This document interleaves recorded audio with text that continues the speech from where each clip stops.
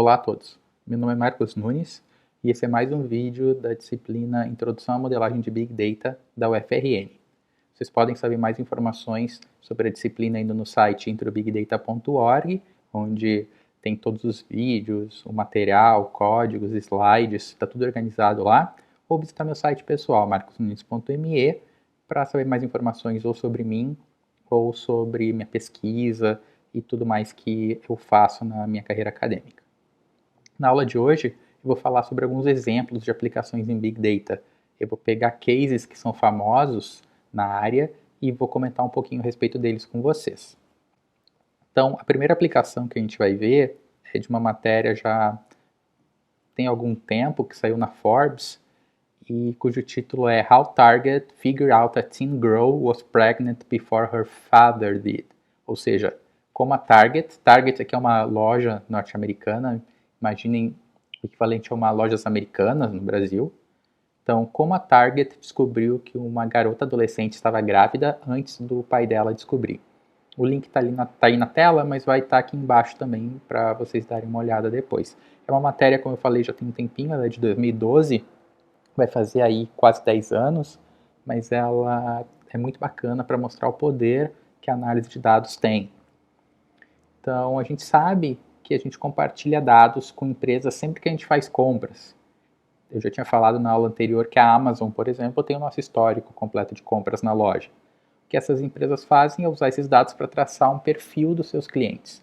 E com isso, dá para enviar ofertas direcionadas para cada segmento do público delas.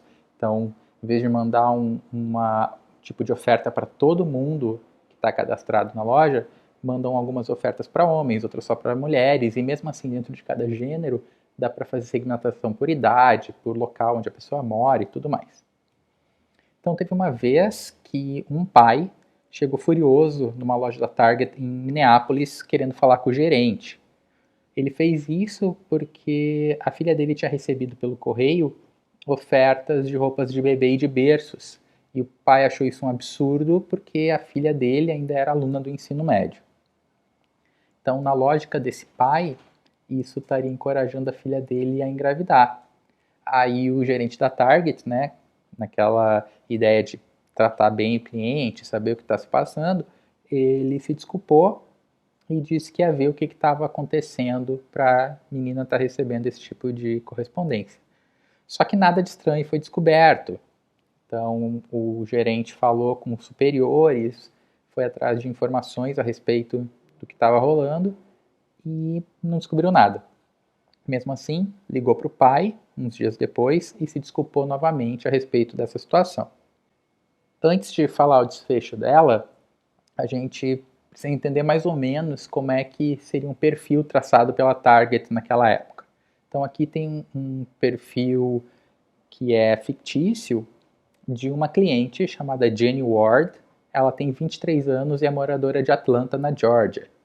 Então o modelo da Target, isso lá em 2012, hoje em dia as coisas são até mais sofisticadas, mas lá em 2012 o modelo dizia o seguinte: se a Jenny tivesse comprado em março hidratante de manteiga de cacau, uma bolsa grande, suplementos de zinco e magnésio e um tapete azul claro, o modelo preditivo da loja dizia que tinha 87% de chance da Jenny Ward estar grávida, e mais do que isso, ela daria à luz no fim de agosto. Então a gente pega essa diferença de tempo aí de março para agosto, que dá 5 meses, a gente já sabe que o modelo consegue estimar sem nenhum teste de urina, sangue, nada disso, o modelo da Target já consegue estimar que a Jenny estaria supostamente grávida de 4 meses. Então vejam que só com o histórico de compra, o que é capaz das lojas saberem a nosso respeito. Nesse caso da Target, esse modelo que eles têm, ele está linkado com uma parte de mala direta, de correspondência. Então, ele dispara correspondências diferentes para, por exemplo, clientes grávidas em momentos específicos da gestação. Então, algumas clientes grávidas vão receber correspondência diferente das outras, dependendo não só do perfil socioeconômico dessas clientes, mas também do momento de gravidez que elas estão. Além disso, serve para indicar como organizar fisicamente as lojas. Então, além de tu ter algo temporal na parte de oferta de mailing para os clientes, tu tem também uma parte espacial. Por exemplo, a gente sabe, né, a sociedade machista que a gente vive, normalmente a mulher fica em casa cuidando dos filhos, enquanto o homem vai sair para fazer compras, né, normalmente num casal heteronormativo. Então, se colocam fraldas do lado de cerveja, não porque os bebês vão consumir cerveja, né, mas porque o pai está saindo para comprar as fraldas e aí, numa compra por impulso, ele já pode levar cerveja para casa, já que provavelmente não vai sair naquela noite, né, naquele dia. Então, além disso, esse modelo mostra que é possível descobrir que quando pessoas casam, elas compram tipos diferentes de cereal. Elas continuam consumindo o mesmo cereal que elas consumiam antes de se casar. Depois da desculpa por telefone do gerente, aí o pai entrou em contato de novo com a loja. Só que dessa vez ele se desculpou e disse que tinham eventos na casa dele que ele não estava completamente a par. Ou seja, o pai é que estava errado nessa história. A Target, de fato, conseguiu descobrir que a menina estava grávida e aí ela deu à luz poucos meses depois desse contato que teve com a loja. Então, esse é o poder, como eu falei antes, desses modelos preditivos. Conforme a gente vai alimentando ele com dados e com dados bons, a gente vai conseguindo descobrir coisas super interessantes, vai conseguindo trazer aquele último V do 5V do Big Data, o valor ao negócio. Um outro exemplo bacana de Big Data é a Netflix. Então, essa é uma matéria que saiu no The Atlantic, também já tem um tempinho, 2014, que é How Netflix Reverse Engineered Hollywood, ou seja, como é que a Netflix fez engenharia reversa em Hollywood. Se vocês lembrarem da época do passado, quando existia, por exemplo, locadora de vídeo, a gente ia na locadora e tinha lá 10, 12 prateleiras diferentes com o tipo de filme, né? Tipo filme de ação, comédia, drama, romance. Tinha até aquela salinha lá no fundo, né? Que em geral criança não entrava. Mas enfim, eram poucos os gêneros, né? 10, 12 gêneros por locadora. A Netflix, na época dessa matéria, 2014, ela tinha 76.897 microgêneros. Então, basicamente, eles classificavam os filmes não pelo grande gênero em si, mas por keywords, por palavras-chave. Então, eles tinham até mesmo um gerador de novos gêneros. O que isso significa? Significa que enquanto numa locadora tradicional a gente tinha ação, aventura, comédia, drama, romance, na Netflix a gente tem coisas do tipo African American Crime Documentaries, ou seja, documentários de crime afro-americanos. A gente tem filmes cult assustadores dos anos 80, tem shows de TV falados em espanhol, românticos e com uma sensação boa. Enfim, diversos gêneros, afinal são 76 mil diferentes. Com isso, fica bem mais fácil para a Netflix sugerir filmes que podem agradar o usuário. Em vez de ter uma classificação genérica de ação, por exemplo, ela consegue pegar, por exemplo, filmes de ação dos anos 80, ou filmes de ação baseados em justiceiros, por exemplo. Então, fica bem mais fácil encontrar filmes bons para o usuário, porque cada vez que a Netflix sugere um bom filme, que o usuário... Bom filme no sentido de que o usuário assiste e gosta, né? Quanto mais filmes que a Netflix sugere para o usuário que ele gosta, mais ela vai reter o seu usuário e mais ela vai faturar. Então, é interessante também, de novo, para trazer valor para o negócio. Spotify, serviço de streaming de música. Aqui eu tenho dados de janeiro de 2018, então de 2 anos atrás, mais ou menos. Eles tinham 70 milhões de assinantes pagos e 160 milhões de usuários ativos. Então, tinha aí 70 milhões de pessoas no mundo pagando para usar o Spotify Premium e quase 200 milhões de pessoas usando o serviço. O Spotify ele é um outro sistema que usa muito essa parte de recomendação. Ele tem 2 playlists geradas automaticamente que são atualizadas toda semana, que é aquela descobertas da semana e aquela de lançamentos na semana. Então, toda segunda-feira, se vocês assinam a Descobertas da Semana, vem aí, acho que são 30, 50 músicas diferentes que supostamente vão agradar ao gosto de vocês, baseado naquilo que vocês já ouviram no passado. Enquanto a nova, né, a de lançamentos da semana, ela vai não só ser baseado naquilo que vocês ouviram, mas naquelas músicas que estão saindo exatamente na semana que ela é atualizada. Então, com isso, dá para relacionar dados do próprio usuário, dá para cruzar dados de mais de um usuário, e aí novos artistas são sugeridos. Além de novos artistas serem sugeridos, novas canções de artistas que o usuário gosta são sugeridos também. E com isso, a gente tem a extinção de um tipo de serviço que era bem comum até uns 10, 15 anos atrás, que era o crítico, né?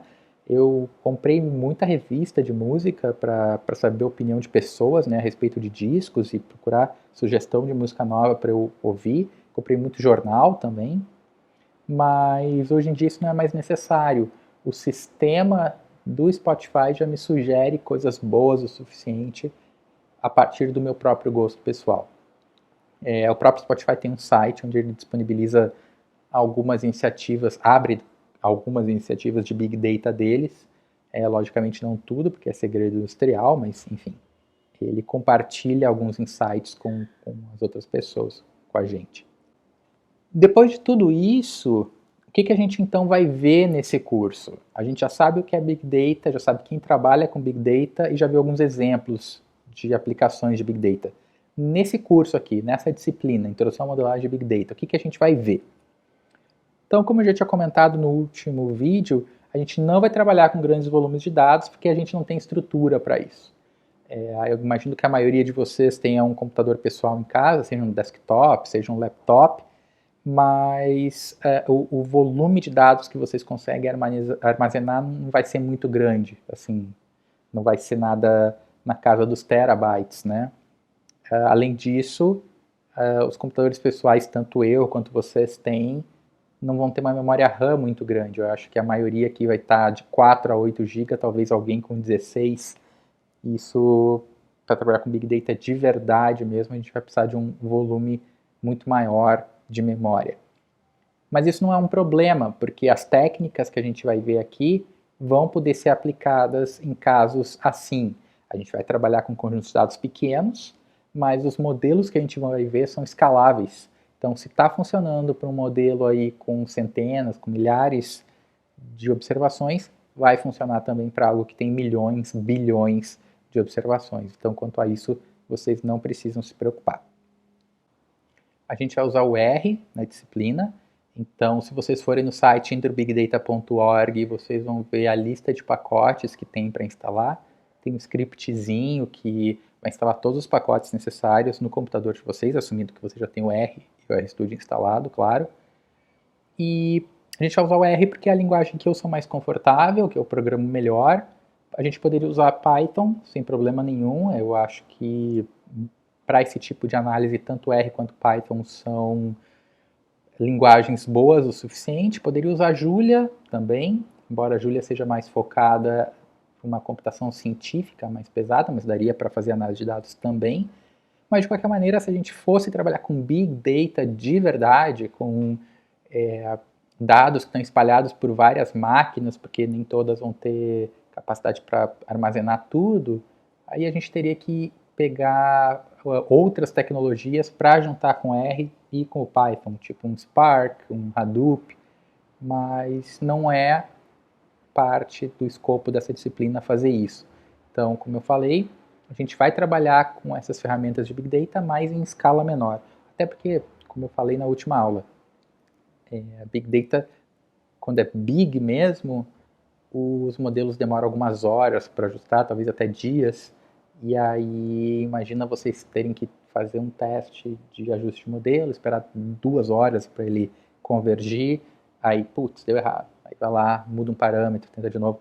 A gente vai trabalhar mais com essa parte de modelagem pequena, né, menor, em escala menor, mas todos os conhecimentos, como eu falei, todos os conhecimentos que vocês obtiverem aqui vão servir e vão ser escaláveis para outros conjuntos de dados maiores, certo? Então era isso que eu tinha para a aula de hoje. Na próxima aula a gente vai começar a entrar num assunto de fato, assim, de análise de dados. Eu vou mostrar para vocês algumas técnicas para a gente obter dados para análise, porque isso vai ser importante para o projeto final de vocês, e como a gente vai fazer alguns pré-processamentos de dados, certo? Então, até a próxima aula.